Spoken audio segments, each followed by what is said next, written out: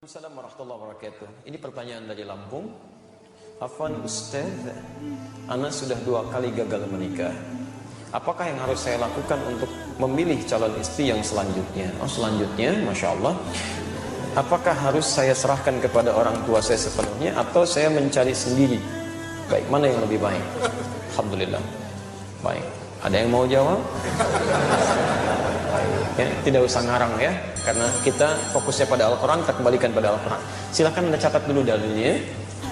Pertama, Quran surah ke-24 An-Nur ayat ke-26. Ikhtiarnya ada di Quran surah ke-49 ayat 13. Ayat 13. Tuh, perhatikan kalimat Qurannya. Lihat hukum Allahnya ya. Al-khabithatu lil-khabithina wal-khabithuna lil-khabithati wat-tayyibatu lit-tayyibina wat-tayyibuna lit-tayyibat. Perhatikan hukum itu. Dalam hal berkehidupan itu kata Allah, maka dipasangkan yang buruk ketemu yang buruk lagi. Sebaliknya yang baik ketemu dengan yang baik lagi. Bila Anda laki-laki yang baik, maka Anda pun akan dipertemukan dengan perempuan yang baik. Tapi jika Anda laki-laki yang tidak baik, maka insting Anda pun akan membimbing bertemu dengan yang tidak baik lagi. Dan fitrah Anda pun seketika akan menolak. Silakan.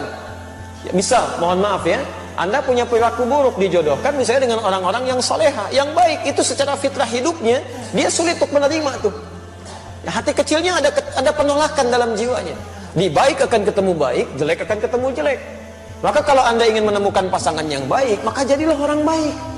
Dekati Allah.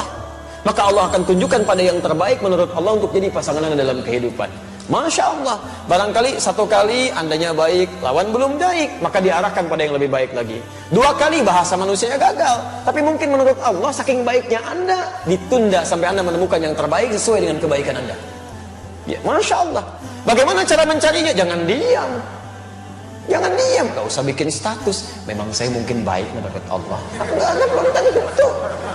Ya, jadi kalau Anda sudah merasakan baik dalam kebaikan yang tidak perlu Anda sampaikan, maka ikhtiar kata Quran. Tetap mencari. Ya, awas, jodoh itu takdir, bukan qadar. Beda antara qadar dengan takdir. Kalau qadar itu ketetapan Allah yang dikukuhkan sebelum kita lahir dan tidak akan berubah sampai meninggal. Anda mau nangis darah, mau nangis jus, nangis air, itu nggak akan pernah merubah qadar. Ya, tidak akan pernah. Hadis di Al-Arba'in kalau mau cepat, nomor hadis yang keempat, posisi paling kiri dari Abdullah bin Mas'ud. Di antara qadar itu 2 misalnya. Mohon maaf ya, ajal itu qadar. Ajal itu batas usia kita sampai meninggal. Di Anda mau nangis-nangis supaya ditunda waktu meninggalnya, nggak akan nyampe Pak. Ibu mau dipercepat, ya Allah, saya sudah bosan dengan kehidupan dunia, saya ingin cepat menghadapmu saja. Jangan dulu, tunggu, belum waktunya. Quran surah ke-7 ayat 34. Walikulli ummatin ajal. Kata Allah, setiap umat saya tetapkan waktu pulangnya. Fa idza jaa ajaluhum la yastakhiruna sa'ata wa la yastaqdimun. Ketika selesai waktunya, itu tidak akan pernah ditunda, dimajukan pun nggak bisa, dan malaikat maut pun nggak akan bisa merubah itu. Malaikat maut nggak bisa. Ya. Begitu waktunya tepat, Ustaz Adi meninggal malam ini jam sekian, selesai.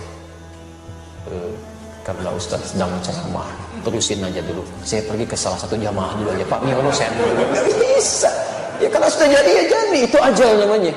Rezeki juga begitu. Tapi jodoh tidak, itu takdir. Takdir itu ketetapan Allah yang dikukuhkan berdasar ikhtiar makhluknya. Ikhtiar. Ya. Jadi kita harus ada ikhtiar dulu, baru Allah tetapkan, diberikan jalan. Nah, kadang-kadang ikhtiar kita keliru, di situ diberikan hidayah untuk menunjukkan pada ikhtiar yang benar.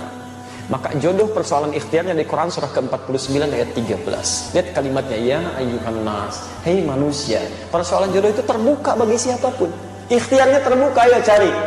Ya, hei ya ayyuhan nas. Nas di situ memberikan batasan, kalau Anda manusia, maka jodohnya pun manusia lagi. Disebutkan 241 kali dalam Al-Quran. Jadi jangan cari masalah, sudah jadi manusia pengen nyari jin lagi jodohnya. Itu yang keterlaluan. Kenapa Pak ada kereta kencana di sini? Oh, itu istri saya. Memang Anda nggak bisa lihat. Siapa Pak? Nyai Roro Kidul itu. Oh, Roro Kidul. Masya Allah. Ya, jadi nggak usah macam-macam lah gitu ya. Jin dengan jin lagi, manusia dengan manusia lagi, binatang dengan binatang lagi, selesai. Ya ayuhan nas, hei manusia, cari jodoh di kalangan manusia. Inna khalaqnakum min dzakarin wa untha. Kami ciptakan aturan kedua, lelaki dan perempuan. Jadi jodoh Anda itu adalah jodoh yang berlawanan jenisnya, laki-laki ketemu perempuan. Hati-hati, ini aturan umum ini. Jadi nggak bisa kalau ada laki-laki ketemu laki-laki, bukan jodoh namanya. Joni itu. Perempuan dengan perempuan itu bukan jodoh juga.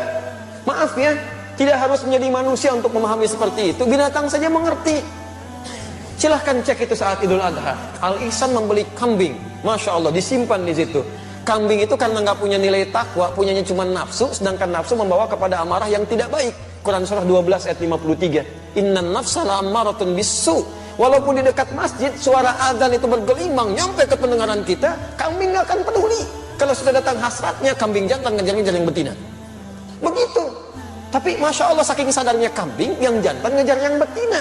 Sampai hari ini saya belum pernah temukan. Dan tidak ada artikel ilmiah mengatakan kambing jantan mengejar yang jantan lagi. Kambing betina nunggu-nunggu dikerjain sama kambing betina lagi. Demi Allah saya katakan, tidak ada istilah sampai hari ini kambing lesbi, sapi homo misalnya. Dan Anda bisa tertawa tuh. Kenapa Anda tidak menertawakan manusia-manusia yang homo dan lesbi untuk dia kembali pada kebaikan?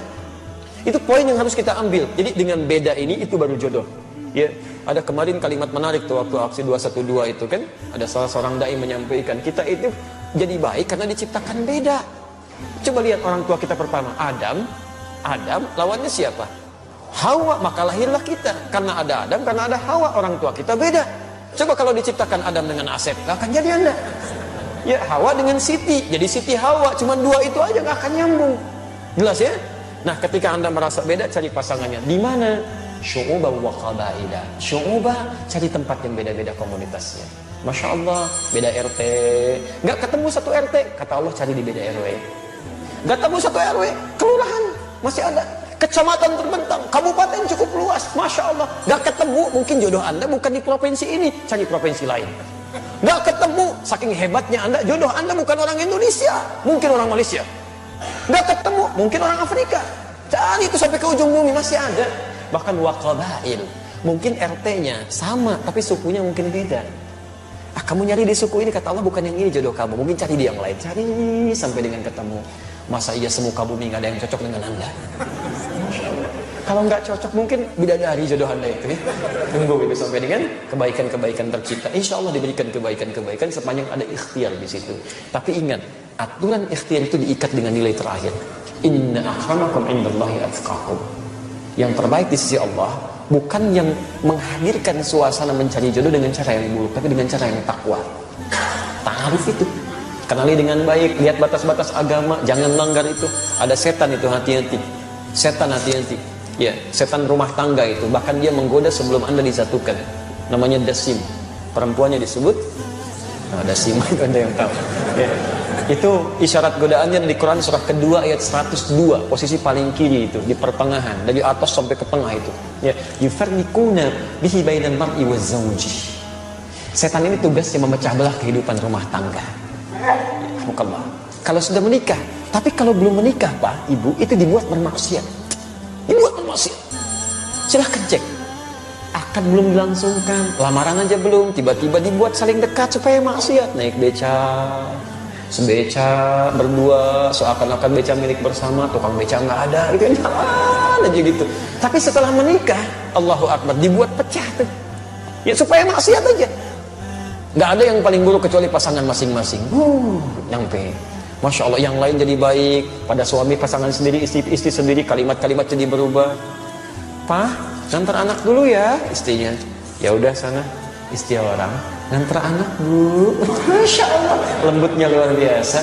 Ya, Pak, nih makanan udah siap. Ini tehnya, ini kopinya. Ya udah mah. Suami orang, teh apa kopi Pak? Masya Allah gitu ya.